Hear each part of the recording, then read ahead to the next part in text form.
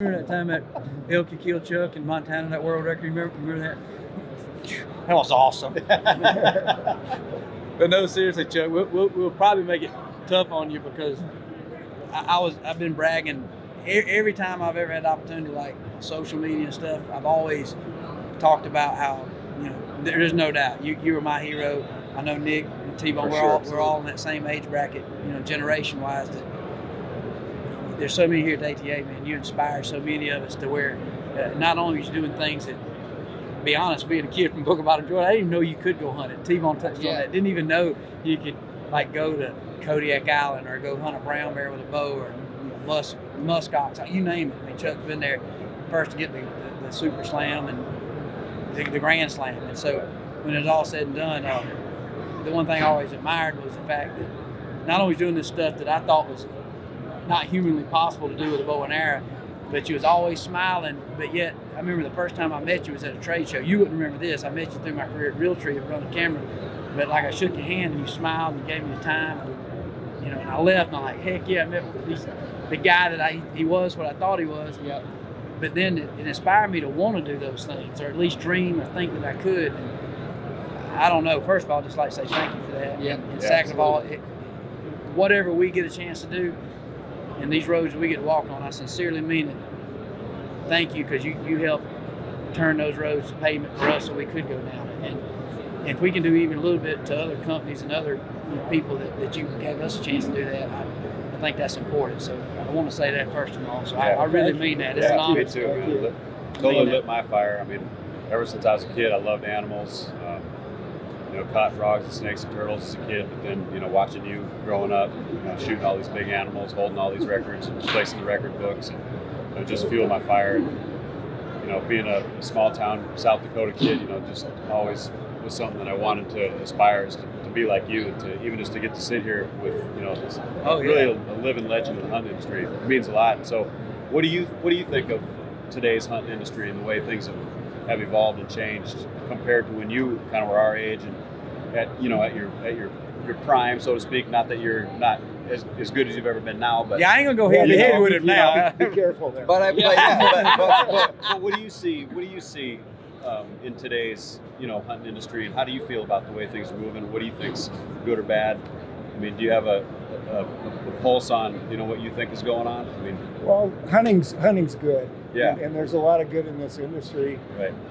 Same as there was good in Fred Bear's industry and our Young and Saxon Pope's industry way back when. Right. I think people tend to be too serious now. Yeah. They're more into what they look like after they've accomplished the hunt rather than enjoying the hunt and grinning over the animal. Yeah, right. The grin is internal. It's not like, here's what I did. Right. So I think if there's any negative now, it's people are too serious, maybe too into themselves, Kind of look at me rather than trying to get back. Yeah. Right. And it's a chain. Art Young and Saxon Pope in the 1920s kicked this off, modern bow hunting. And Fred Bear went to a seminar with Art Young and got excited, and Bear Archery came into existence. And I started reading about Fred Bear when I was a kid. Yeah. And it's a chain. Yeah. Right. And I just hope that the chain keeps going. Now it's you guys. Right. And you're the good part. All three of you, you do inspire the industry in a positive way. And when you're grinning over your animal, it's internal. For sure. And it exudes out to the young kids coming up. And I think that's important. But I think it's dangerous for some people to do stuff that the kids don't even think they can do because it looks too ominous and too lofty for them. Right. And you guys don't do that. Right. And so I'm proud to be sitting here with all three of you. That's like, honestly, I can call home and tell my kids and my wife, like, dude, that right there made my whole trip, regardless of what happens. That seriously, I mean, it sounds stupid. I get almost choked up because dude, I looked at every article. I read every one. I'm reliving moments of being at Buckskin Archery in Kennesaw, Georgia. I was telling Waddell last night, kind of the state of it when I first was getting into it. I mean, we'd hunt 5 or 6 days just to see a doe in Georgia. I'd get off work, I worked for Mercedes-Benz, I'd drive 45 minutes north to the nearest bow shop just to rent a tape of Dan Fitzgerald or just anything that was on video that I could bring it home, and it had to be back the next day, and I'd drive it back, and I'd spend all my free time at that, and then the posters would come in. I remember it was an AMO show, and I got to meet you, and I was just shaking in my shoes. I'm about to boot down both legs, and I take this poster that you had, and I remember it. I mean, it's just ingrained in my mind. Big bear you killed with the huge hand and paw out front, and it was the start of the aluminum Super Slam arrows. I had to have some of them, man. Double X78, 24-13. Yeah. I had the son. I didn't really care so much about the arrow. I wanted the bear. Yeah. I mean, I love animals. Seriously, I wanted that damn bear. Seriously. We touched on it earlier, but just reading your stories, and I couldn't get enough. I was just like a sponge, just reading everything, and I was just like, I'm having so much fun hunting, trying to see a doe in Georgia, and here's Mr. Chuck Adams is all over the country shooting mule deer, and it's just like I'm learning everything. Like, you can do this, you can go out there, and it was just like opened up. I'm like, gosh, I'm gonna have a lifelong of just pure passion in anything archery, anything bow hunting, and getting to chase critters. So, again, like these guys said, I thank you so much for just being a platform to show all of us what is out there, because that was the social media back then.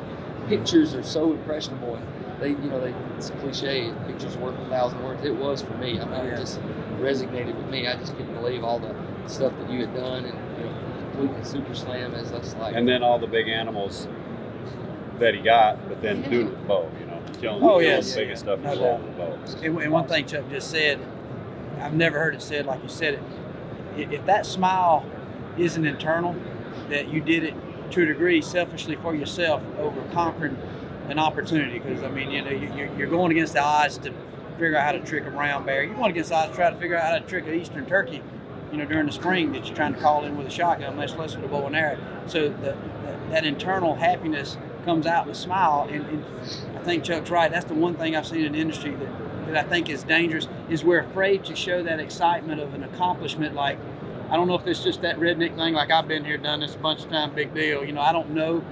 But that's the one thing I've never seen is a Chuck Adams picture where he's not, when he's got that animal, he's not smiling. And to me, when something looks fun, it looked dangerous. Yeah, that paw, but it looked fun because of what that internalness that's coming out through the smile.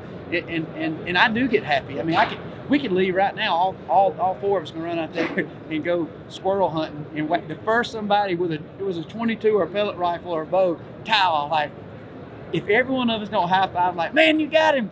We got one. Let's go get another one. You're immediately smiling. That's what hunting does for me. And me too. And I've kind of come up saying lately, I said, to me, I don't think hunting makes anybody badass. I think it's just badass we have an opportunity to do it. That's a good saying. And so anyway, it's just amazing to be able to sit here like this and talk openly. And we all smile when we don't get something too. Yeah. I mean, you laugh at yourself too. Yes. Yep. And I don't see enough of that anymore in some circles.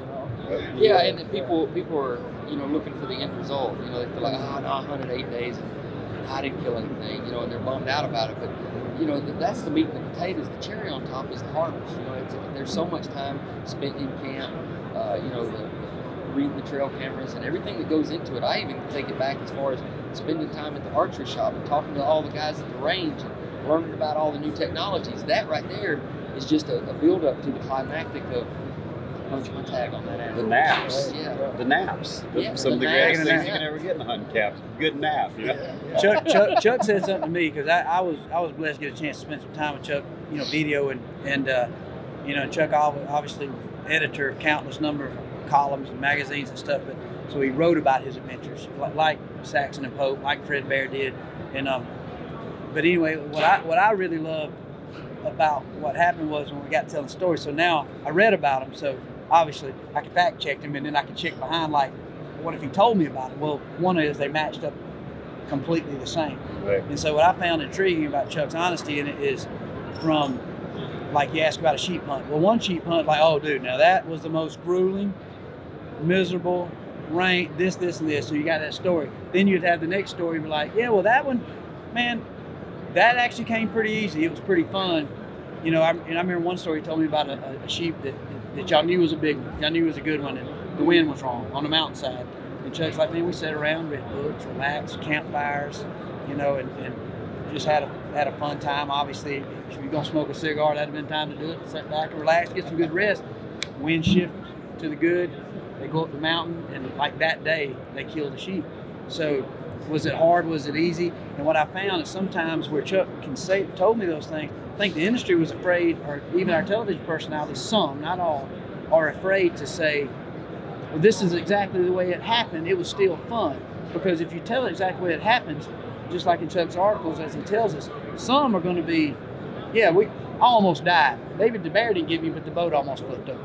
Or I never thought I could, that mountain climb at that altitude, I ain't lying, we went 7 miles and I don't know if I could do it again, or that was insane. But then there's also those times where unbelievable, we got off, we wasn't there 10 minutes and the sheep we was looking for, or the elk, he bugled and he was done. I don't think there's nothing wrong with having a multitude of adventures. All of them are a certain way, and we don't have to contrive them and produce them to be always this glamour shot or this epic, whatever that makes us look good for our male ego, or even our woman ego, if that's such thing. But I don't know. I just appreciate that you gave me the opportunity to see it through honesty, through integrity, through the passion you had for bow hunting. And I hope that we can do that. And I think in the industry, if we don't continue to do something similar to that, I just feel like it could be a decline. And if we not become students of the industry from the Chuck Adams and understand the history all the way back to Ishii, to Saxon Pope, to Fred Bear, and if you're not intrigued enough to learn that, and you want to be around the campfire, be at the ATA show, I'd rather you stay at home and figure out another profession. To me, that's just me personally, that's just my opinion. If you have not a passion about understanding about the industry, being a student of it, and want to better it and maybe sell license. So it's not just for the betterment of what we can shoot, it's for how does somebody else want to do something cool and enjoy some of the same campfires, some adventures. So get more people involved and keep it going. Good life. The media are changing all the time. You know, writing's what I do and still do. You guys are into TV, and who knows what's coming down the pipe. But hunting's unchanged. Yeah. It's unchanged. It's the same, and the enthusiasm should be the same. Yeah. The reason for hunting should be the right reason, no matter who's portraying it. Right. And those are the people I've always respected in archery. They're the ones who portray it properly, and they're the ones that made our sport what it is today. There's no doubt. Speaking of, I was going to ask you a question. Like, obviously, you're our Fred Bear. Obviously, we love Fred Bear, but what was it like when you first had a chance to hang out and talk, kind of high five with Fred Bear? I mean, how was that experience? I actually went to Grayling, Michigan, and interviewed him for an article. Really? When I was in my mid-20s, and I was shaking in my shorts. Oh, yeah. And I got to tell you, he made me feel like I was his son. Really? He was a great guy.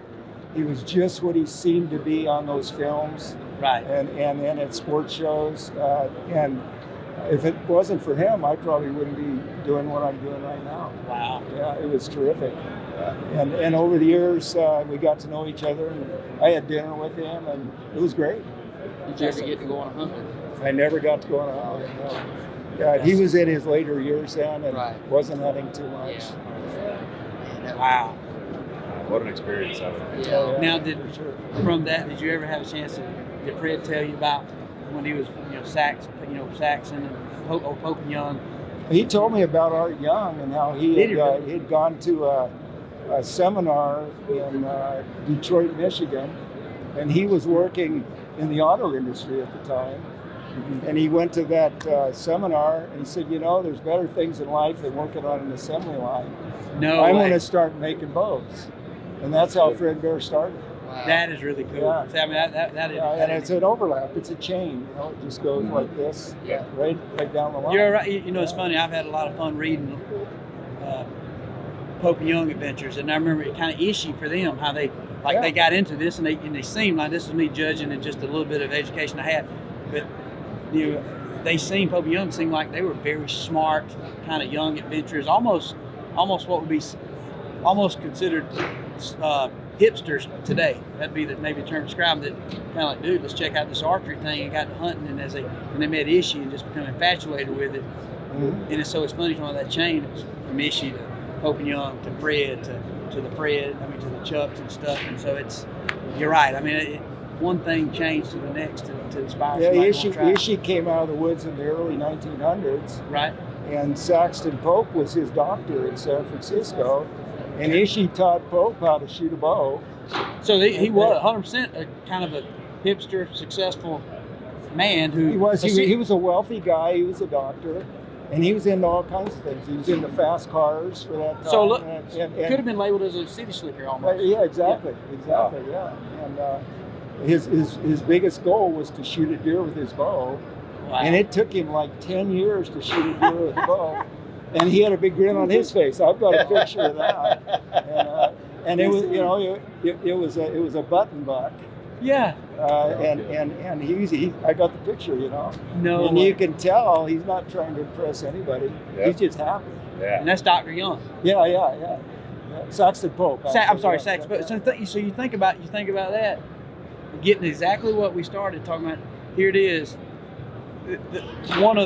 Pope and Young, when you look at that club and you look at all of us, kind of go back, even Fred Bear, 10 years to kill a button buck, and he was smiling, didn't come into it trying to be an expert, but who was some of the founders of archery as we know it, of modern day archery. There it is, proof that you don't have to be a macho man. We all have to start that way. You can be a slicker in San Francisco who just says, I want to find what this is about, and then you get passionate with it, you can sell it. And I think that's that simple. We see a lot of it now. Social media is like, you see kids that don't want to shoot 3 or 4 pointers. That they're wanting to wait because of the impressions that's been made through social media. Guys that normally would have shot a small 8-point or whatever, they're almost embarrassed that they're going to get ridiculed on social media. And we don't need that. We don't want that. We want people to just enjoy the flight of the arrow for what it is to them. Yes. For the passion. Be proud of it. Look, they're withholding themselves happiness because they want nothing more than to shoot that 8-point. But because of social media, the perception of them going to get social acceptance, they don't shoot it. Yeah. Whereas that's what holds them back. Whereas I'm like, hey, if it trips your trigger and you want to kill it, let her rip. Let it rip. Absolutely. Again, that's the wrong reason to hunt. To go. I love big animals, and you guys love big animals. Yeah. But that is the cherry on top. That is. It's a process. Yeah. And you may burn your tag. Yep. Or you may do what I did 3 years ago and shoot a little mule deer with horns like this. Yeah.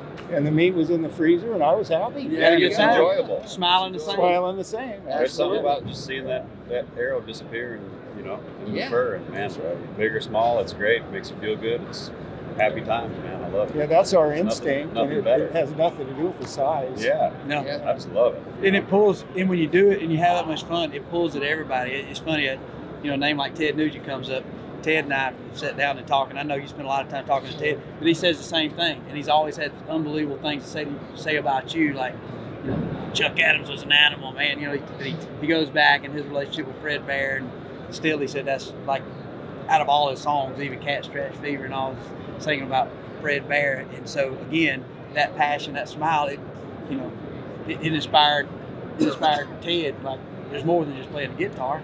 This is cool to be playing at these big venues, but wonder what it's like to go chase down a deer with a bow and arrow. So I don't know, man. I just think it's one of the coolest cultures that we have a chance to represent, and I just hope people can understand that it is fun. In some cases, it's hard and treacherous. In a lot of cases, it's simple and easy. And you got good chili around camp, and sometimes you go out on the first morning and get it done and get the animal you've been dreaming of, and sometimes it takes 10 days and it might take 30 miles. Sometimes you never get it. It doesn't happen at all.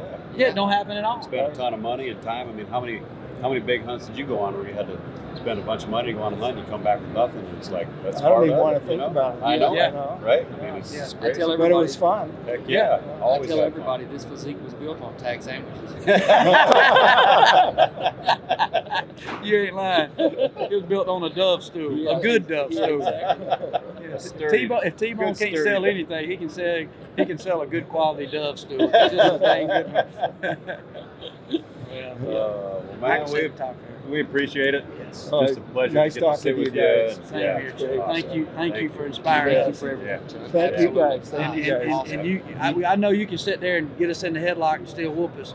But I can tell you, if you ever need to call and reprimand us, we will take it, and you will not hurt our feelings. We appreciate You guys it. are doing a great job. You're Oh, carrying thank on you. the tradition. You really Thank are. you. That Thank means you a so lot. much. Yeah, it means a lot. It does. Thanks.